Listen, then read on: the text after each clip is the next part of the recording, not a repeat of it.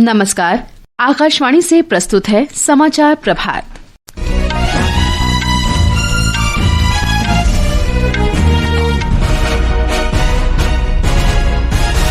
प्रधानमंत्री नरेंद्र मोदी ने त्रिनिदाद और टोबैगो के पोर्ट ऑफ स्पेन में भारतीय समुदाय को संबोधित किया।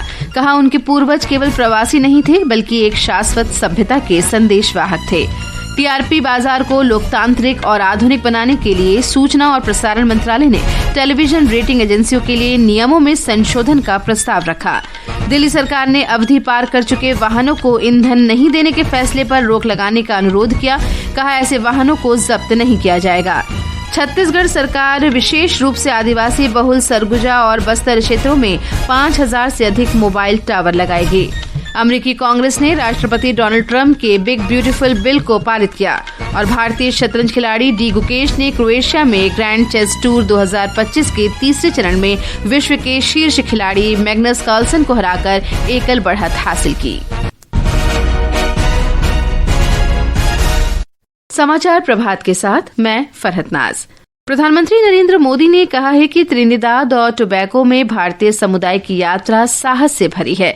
आज सुबह त्रिनिदाद और टोबैगो में भारतीय समुदाय को संबोधित करते हुए श्री मोदी ने कहा कि उनके पूर्वज केवल प्रवासी नहीं थे बल्कि एक शाश्वत सभ्यता के संदेशवाहक थे। The journey of the Indian community in Trinidad and Tobago is about courage. The circumstances your ancestors faced could have broken even the strongest spirits, but they faced hardships with hope. They met problems with persistence. They left the Ganga and Yamuna behind, but carried the Ramayana in their hearts. प्रधानमंत्री ने Trinidad और Tobago के नागरिकों को रामनगरी अयोध्या आने का भी निमंत्रण दिया। The holy city of Prabhu Sri Ram is so beautiful that its glory is spread across the world. I'm sure you all welcome the return of Ram Lala to Ayodhya after 500 years with great joy. इससे पहले प्रधानमंत्री कल रात अपने 5 देशों के दौरे के दूसरे चरण में त्रिनिदाद और टोबैगो के पोर्ट ऑफ स्पेन पहुंचे।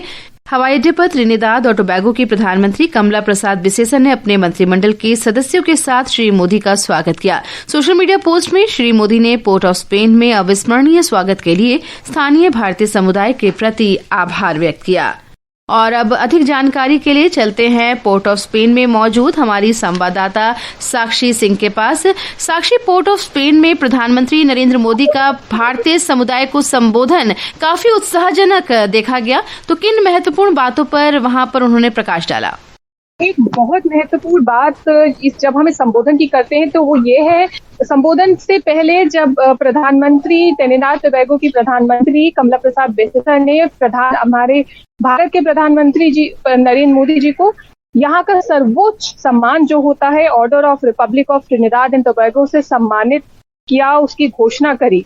ये बहुत बड़ी गर्व की बात है भारतवासियों के लिए और यहाँ के अप्रवासी भारतीयों के लिए, जिनके लिए प्रधानमंत्री नरेंद्र मोदी का पूरा जो संबोधन था जी वो उसके लिए था।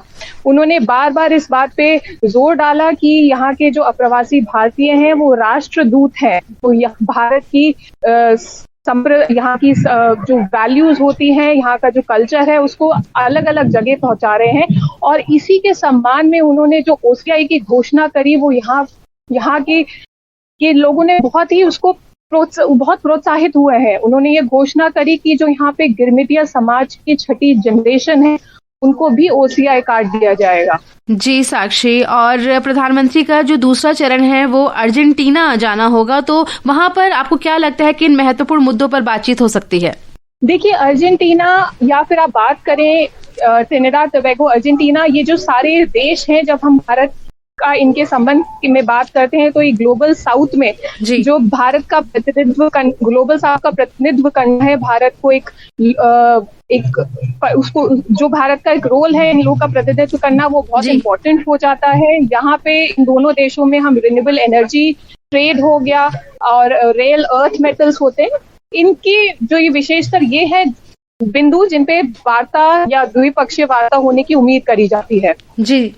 जी साक्षी, इसके अलावा जो है अर्जेंटीना भारत का एक प्रमुख आर्थिक साझेदार भी है और G20 में इसका निकट सहयोगी भी है और पिछले 57 वर्षों में अर्जेंटीना में किसी भारतीय प्रधानमंत्री की ये पहली द्विपक्षीय यात्रा होगी, तो इस पर आप क्या कहना चाहेंगी? देखिए, अर्जेंटीना के विषय में तो मैं इतना नहीं बता सकती क्योंकि अभी भी त्रिनिदाद टोबैगो का दूसरा चरण है वो अभी बचा है, जिसमें उम्मीद करी जा रही है कि त्रिनिदाद टोबैगो और भारत के बीच में जो यहाँ के प्रेसिडेंट हैं क्रिस्टीना कार्लो कांगलू, उनके साथ जो वार्ता होने वाली है उसमें ट्रेड, बहुत सारे MOUs, transformation, renewable energy, maritime security, इन सब के विषय पे लेकर बात हो सकती है। और प्रधानमंत्री जो यहाँ के संसद का एक ज्वाइंट सत्र भी कल संबोधित करेंगे। जी बिल्कुल, बहुत बहुत धन्यवाद ताजा जानकारी देने के लिए। आगे भी हम आपसे बने रहेंगे। और अब आगे बढ़ते हैं। सूचना और प्रसारण मंत्रालय ने टेलीविजन रेटिंग एजेंसियों के लिए 2014 में जारी नीति दिशा निर्देशों में संशोधन का प्रस्ताव किया है। प्रस्तावित मसौदे में मीडिया घरानों के लिए कुछ प्रतिबंधात्मक प्रावधानों को भी हटा दिया गया है ताकि देश में टेलीविजन दर्शकों की माप प्रणाली को लोकतांत्रिक और आधुनिक बनाया जा सके। वर्तमान में टीवी रेटिंग प्रदान करने वाली एकमात्र agency broadcast audience research council BARC है।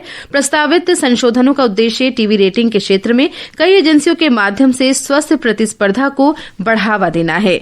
मौजूदा नियम 2014 के हैं जो अब पुराने हो चुके हैं। भारत में लगभग 23 करोड़ घरों में टेलीविजन है, लेकिन केवल 58,000 घरों से डाटा लिया जाता है।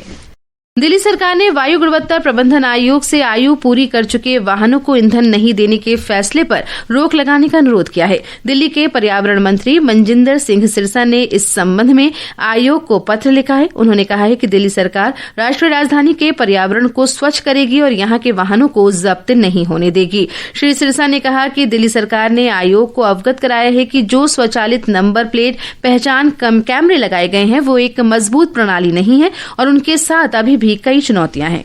उनको हमने बताया कि जो ANPR कैमरेस लगाए हैं ये रोबोट सिस्टम नहीं है। अभी तक इनके अंदर बहुत सारे चैलेंजेस हैं। ये स्पीकर्स भी मैन्युपुलेटेड हैं। एंड ऑफ लाइफ लाइफल जो है इसमें एक और चैलेंज आ रहा है हमें, वो है कि HSP जो हाई सिक्योरिटी रजिस्ट्रेशन प्लेट्स हैं इनमें से भी जो जिन पे नहीं है उनको ये आइडेंटिफाई नहीं कर रहा। पेट्रोल पंपों पे झगड़ा हो रहा है कि भाई ये भी 10 साल से पुरानी गाड़ी है, तुम इसको क्यों नहीं छेड़ रहे। इसमें एरर्स भी आ रहे हैं और इसकी इम्प्लीमेंटेशन में दिक्कतें और चैलेंजेस भी हैं। इसका राब तभी होगा जब इसको रोबोस्ट सिस्टम किया जाए और सारी जगह पे बराबर किया जाए। ये समाचार आकाशवाणी से प्रसारित किए जा रहे हैं। ताजा समाचार जानने के लिए आप हमारे social media handle X @AIR News Hindi को फॉलो कर सकते हैं। समाचार प्रभात में आपका फिर स्वागत है। छत्तीसगढ़ सरकार आदिवासी बहुल सरगुजा और बस्तर क्षेत्रों में 5,000 से अधिक मोबाइल टावर लगाने की योजना बना रही है। हमारे संवाददाता ने बताया है कि रायपुर में कल एक उच्च स्तरीय समीक्षा बैठक के दौरान ये निर्देश जारी किए गए। वर्ष 2047 तक विकसित भारत के साथ ही विकसित छत्तीसगढ़ के लक्ष्य को प्राप्त करने के लिए मुख्यमंत्री विष्णुदेव साय ने छत्तीसगढ़ में डिजिटल क्रांति को नई गति देने पर बल दिया है। राज्य सरकार के इलेक्ट्रॉनिक्स और सूचना प्रौद्योगिकी विभाग के कार्यों की समीक्षा के दौरान मुख्यमंत्री ने अधिकारियों को निर्देश दिए कि प्रदेश के दूरस्थ क्षेत्रों विशेष रूप से बस्तर और सरगुजा संभागों में नए मोबाइल टावर लगाने तथा फाइबर नेटवर्क लाइन बिछाने जैसे कार्यों में तेजी लाई जाए। आने वाले समय में राज्य में समय सीमा के भीतर चरणबद्ध रूप से 5,000 से अधिक मोबाइल टावर लगाने का लक्ष्य निर्धारित किया गया है। मुख्यमंत्री ने कहा कि ई डिस्ट्रिक्ट 2.0 के माध्यम से वर्तमान में विभिन्न विभागों की ऑनलाइन सेवाओं का विस्तार करते हुए 250 अन्य ऑफलाइन सेवाओं को भी ऑनलाइन सेवाओं में तब्दील किया जाएगा। विकल्प शुक्ला, आकाशवाणी समाचार, रायपुर। महिला और बाल विकास मंत्री अन्नपूर्णा देवी आज झारखंड के रांची में सावित्रीबाई फुले राष्ट्रीय महिला एवं बाल विकास संस्थान के नए क्षेत्रीय केंद्र का उद्घाटन करेंगी। आकाशवाणी से विशेष बातचीत में अन्नपूर्णा देवी ने कहा कि ये केंद्र विशेष रूप से झारखंड, बिहार, उड़ीसा और पश्चिम बंगाल पर केंद्रित कई प्रमुख पहलों के प्रशिक्षण और अनुसंधान की जरूरतों को पूरा करेंगे। 1966 से ये संस्थान चल रही है। निश्चित रूप से ये विशेषकर झारखंड, पश्चिम बंगाल, बिहार और उड़ीसा इन 4 राज्यों के लिए बहुत ही महत्वपूर्ण संस्थान के रूप में ये रहेगा। सावित्रीबाई फुले जी को हम सभी जानते हैं, उनके लिए ये एक अच्छी श्रद्धांजलि भी होगी। अमेरिका के राष्ट्रपति डोनाल्ड ट्रंप का चर्चित व्यापक कर और व्यय विधेयक बृहस्पतिवार देर रात पास हो गया। कैपिटल हिल में बीती रात हंगामेदार सत्र के दौरान प्रतिनिधि सभा ने 218 से 214 मतों से विधेयक पारित कर दिया। राष्ट्रपति ट्रंप ने रिपब्लिकन के नियंत्रण वाली कांग्रेस को इस बिल का अंतिम रूप भेजने के लिए 4 जुलाई तक का समय दिया था, जिसे उन्होंने कानून में हस्ताक्षर करने के लिए बिग ब्यूटीफुल बिल कहकर संबोधित किया। केंद्रीय संचार मंत्री ज्योतिरादित्य सिंधिया ने कहा है कि भारतीय डाक पारंपरिक संदेश वितरण प्रणाली से बहुत आगे निकल गया है और ये अब देश भर में 1,64,000 से अधिक सेवा केंद्रों के साथ देश का सबसे बड़ा लॉजिस्टिक नेटवर्क संचालित करता है। आकाशवाणी समाचार के साथ एक पॉडकास्ट में उन्होंने बताया कि डाक विभाग शीघ्र ही डिजिपेन शुरू करेगा, जो एक जियो कोडेड एंट्रेंस सिस्टम है। ये देश के सबसे दूरदराज के क्षेत्रों में भी डाक पहुंचाने को सक्षम करेगा। आज सूचना प्रौद्योगिकी के क्षेत्र में भारत विश्व का नेतृत्व कर रहा है, तो ये डाक विभाग का एक अंग बने और इसलिए पहली बार डाक विभाग में एक चीफ टेक्नोलॉजी ऑफिसर को हमने रखा है। हर डाकिये के हाथ में जो पहले चिट्ठियों का बंडल होता था, अब उसे एक हैंड हेल्ड पोर्टेबल मोबाइल के आधार पर हम लोग ने दिया है। तो एक सीटीओ हमने पोजीशन की है और हर एक वर्टिकल के साथ एक वाइस सीटीओ, क्योंकि उस IT 2.0 सॉफ्टवेयर के आधार पे ही इसे एक लॉजिस्टिकल पावर हाउस हम लोग बनाना चाहते हैं। ये विशेष पॉडकास्ट आज शाम आकाशवाणी के आधिकारिक YouTube channel news on AIR official पर प्रसारित किया जाएगा। मौसम विभाग ने आज अरुणाचल प्रदेश, असम, मेघालय, तटीय कर्नाटक, पूर्वी राजस्थान, कोंकण, गोवा और मध्य प्रदेश के अलग अलग स्थानों पर मूसलाधार वर्षा होने का अनुमान व्यक्त किया है। उधर हिमाचल प्रदेश में लगातार जारी तेज बारिश से बाढ़ और भूस्खलन की घटनाओं से जनजीवन बुरी तरह प्रभावित हुआ है।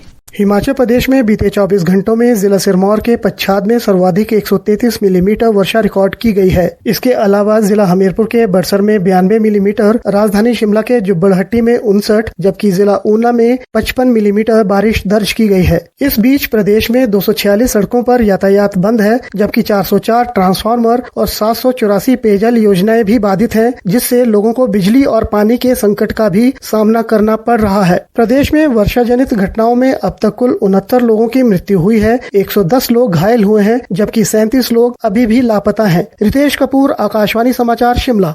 खेलों में विश्व चैंपियन डी गुकेश ने कल grand chess tour super united rapid and blitz Croatia के रैपिड चरण के छठे दौर में विश्व नंबर 1 और 5 बार के चैंपियन मैग्नस कार्लसन को हरा दिया। गुकेश ने इससे पहले नॉर्वे शतरंज 2025 में कार्लसन को हराया था।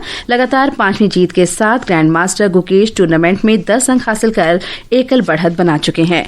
और अब आज के समाचार पत्रों की सुर्खियों के साथ हैं देवेंद्र त्रिपाठी। धन्यवाद फरहत।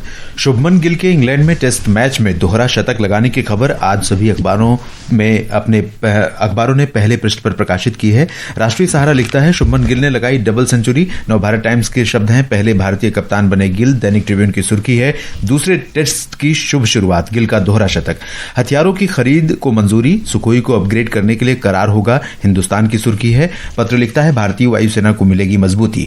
भारतीय अभिनेत्री दीपिका पादुकोण को हॉलीवुड वॉक ऑफ फेम के लिए चुने जाने की खबर राजस्थान पत्रिका ने प्रकाशित की है। पत्र लिखता है, हॉलीवुड वॉक ऑफ फेम में चमकेगा दीपिका का सितारा, प्रतिष्ठित सम्मान हासिल करने वाली पहली भारतीय अभिनेत्री बनी। खौफ न चिंता, पहले दिन 12,000 शिवभक्तों ने किए बाबा बर्फानी के दर्शन। शिव में हुए जम्मू, बालतल और पहलगाम के आधार शिविर, दैनिक जागरण की सुर्खी है। धन्यवाद देवेंद्र। और अंत में मुख्य समाचार एक बार फिर। प्रधानमंत्री नरेंद्र मोदी ने त्रिनिदाद और टोबैगो के पोर्ट ऑफ स्पेन में भारतीय समुदाय को संबोधित किया। कहा, उनके पूर्वज केवल प्रवासी नहीं थे, बल्कि एक शाश्वत सभ्यता के संदेशवाहक थे। टीआरपी बाजार को लोकतांत्रिक और आधुनिक बनाने के लिए सूचना और प्रसारण मंत्रालय ने टेलीविजन रेटिंग एजेंसियों के लिए नियमों में संशोधन का प्रस्ताव रखा। दिल्ली सरकार ने अवधि पार कर चुके वाहनों को ईंधन नहीं देने के फैसले पर रोक लगाने का अनुरोध किया। कहा, ऐसे वाहनों को जब्त नहीं किया जाएगा।